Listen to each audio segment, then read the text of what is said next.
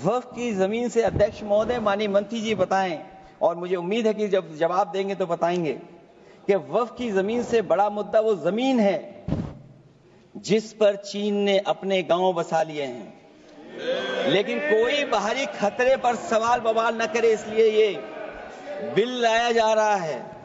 और माननीय मंत्री जहां से आते हैं, जिस प्रदेश से आते हैं, कम से कम ये तो बताएंगे कि वहां कितने चीन ने गांव बसा लिए, घर बन गए हैं।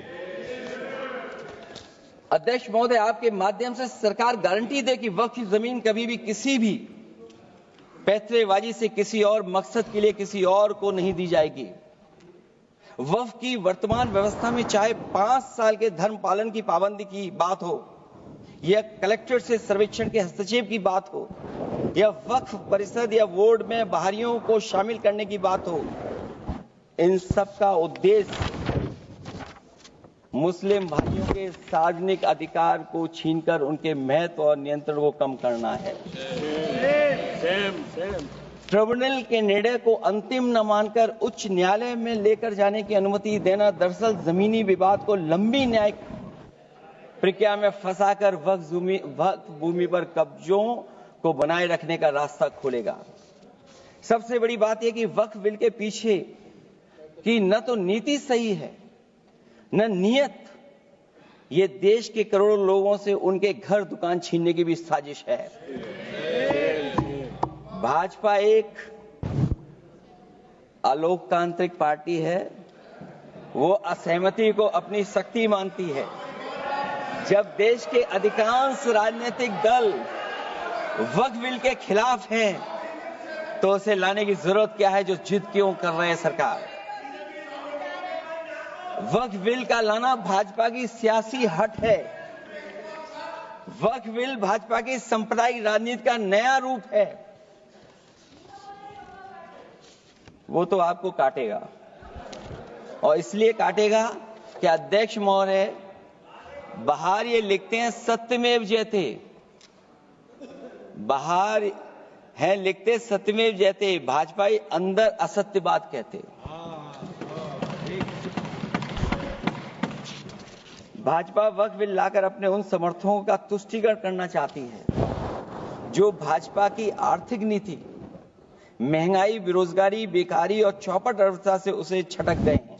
क्योंकि अध्यक्ष महोदय, जब से वोट में गिरावट आई है, और खासकर उत्तर प्रदेश में भी, तब से भारतीय जनता पार्टी की कोशिश है कि अपना वोट कैसे संभाला जाए।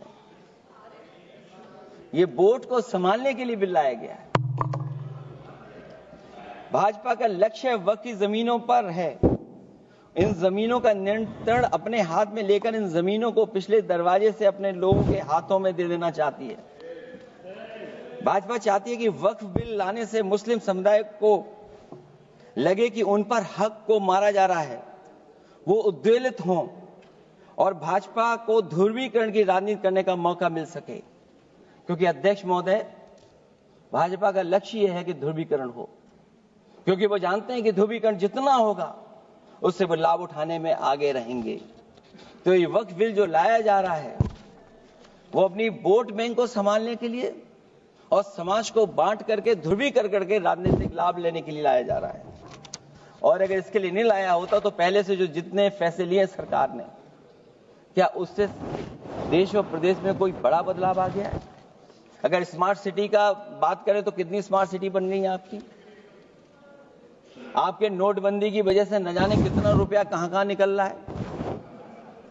और डर तो ये लगता है कहीं भाजपा वाले दूसरों के पैसा रख करके न पकड़वा दें।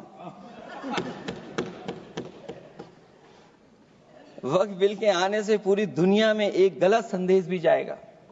इससे देश की सेकुलर इमेज को बहुत धक्का लगेगा। वक्फ बिल भाजपा की नफरत की राजनीति का एक और अध्याय है। मैं अंत में कहना चाहता हूं कि अभी तो आपने साथी संभाल लिए हैं, एक साथी तो मुझे दिखाई नहीं दे रहा है, और हमारे जिनका हमने सम्मान किया हमें कहां ले गए आप, और हमें यहां छोड़ गए आप, हमें छोड़ गए। हमें देखिए सभापति महोदय देखिए राजनीति क्या है। हमने आपका हाथ पकड़ा और हम यहां आ गए।